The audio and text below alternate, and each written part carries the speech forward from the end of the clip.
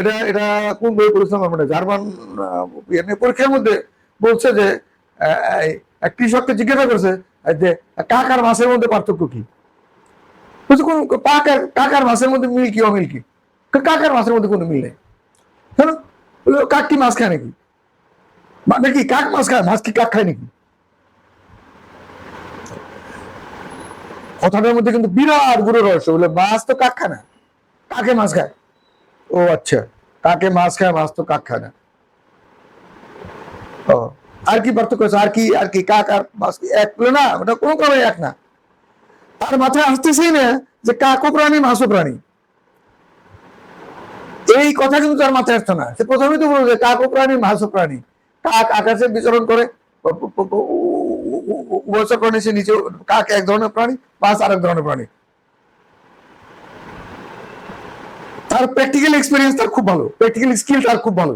সেই practical skill কিন্তু বুঝতেছে কাক আর মাছের মধ্যে কি মিল আছে? কোনো মিল নাই। কাক হলো মাছ খায়, মাছ তো কাক খায় না। মাছ কাক খায় নাকি? আপনি কি বলতেছেন এগুলো কথা?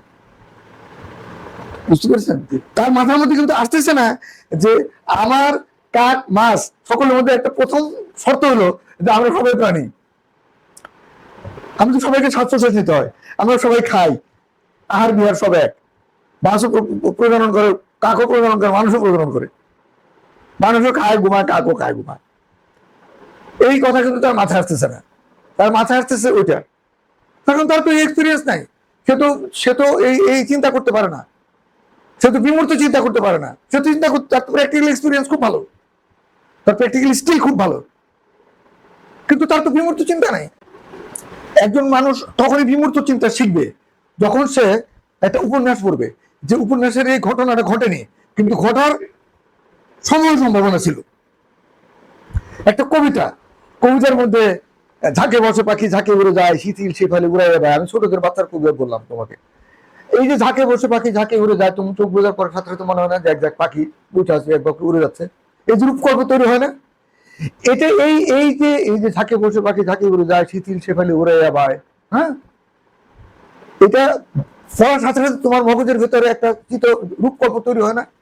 কিন্তু ওই যে মানুষটি বলতেছে যে কাক খায় মাছ খায়, কিন্তু মাছ তো কাক খায় না। মাছ আর কাকের মধ্যে আবার কি মিল? কোনো মিল নেই। ও আকাশ দিয়ে উড়ে আরো পানির মধ্যে ডুবে থাকে, কোনো মিল নেই। এখন তার যদি বিমূর্ত চেতনা থাকতো, সে যদি বিমূর্ত চিন্তা করতে শিখতো, তাহলে কিন্তু সে বলতে দেবো না মাছ কাক এটাও প্রাণী, এটাও প্রাণী, আল্লাহর সৃষ্টি বা স্রষ্টার সৃষ্টি। ও পানিতে থাকে, ও আকাশে থাকে। কিন্তু সে কিন্তু তা বলছে না। সে বলতেছে যে কাক মাছ খায়, মাছ কাক খায় না। এখন এই যে মানুষের চিন্তা করার যে ক্ষমতা, মানুষের চিন্তা করার যে প্রতিভা, একমাত্র মানুষই সেই প্রাণী যার এই প্রতিভা আল্লাহ দিয়ে দিয়েছে।